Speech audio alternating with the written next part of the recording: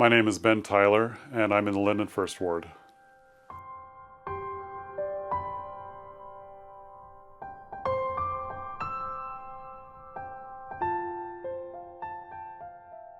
Last summer, my wife came and said that she had heard that there were temple workers that were needed for the Mount Timothy's temple, and particularly on the Saturday fourth shift, which is the last shift.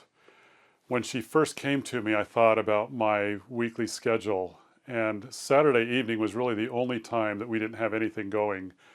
We have commitments during the week. I work full-time, usually 50, 60 hours a week, and to give up that Saturday evening was really tough for me.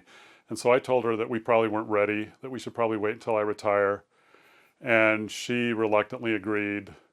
A couple of days later, she came back and said that was the wrong decision. And I looked at her and said, yeah, that was the wrong decision. So we decided to become temple workers, and we applied and were accepted and began working in the temple.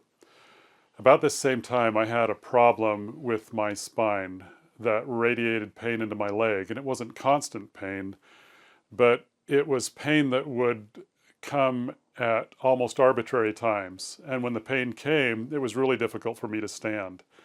I would have to stretch out my back, I would have to sit down, and it was, needless to say, it was inconvenient.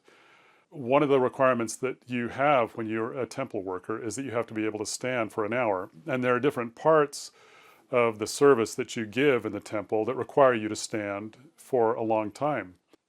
The pain in my leg became very difficult.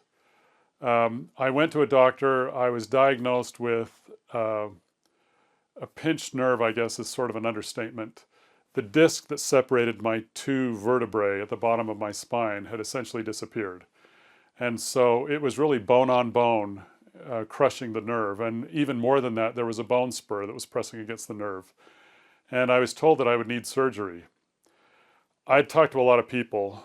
I had heard a lot about back surgery.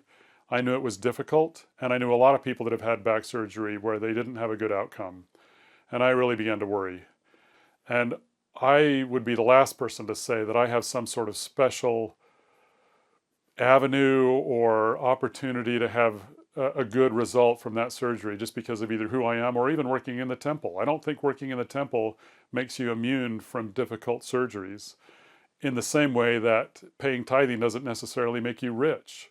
As I looked at some of the options, the thing that kept pressing against my mind the most was, how am I going to do my temple shift?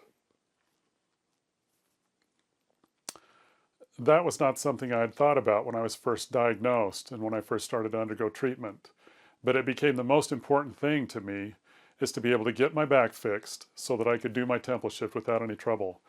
And the interesting thing about that is it made the opportunity to serve in the temple that much more valuable. Something that I had previously taken for granted now became very important to me. As I began to pray and worry and struggle through this whole process of getting that surgery, in the back of my mind was a comfort that I would be able to do my temple shift. And the surgery went well. My recovery hasn't been without problems. But the challenge that I had that kept me from, or at least made me worry about doing my temple shift, is gone. And the recovery that I've had, even though it's been difficult, has not affected my ability to do my temple shift. At the same time, I've gained a tremendous testimony of working in the temple.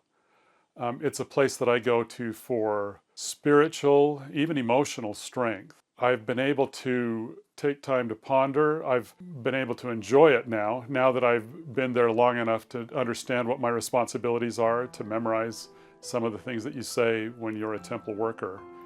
And it is a wonderful experience. In his house, I gain strength. I gain physical strength, I gain emotional strength, and I gain spiritual strength.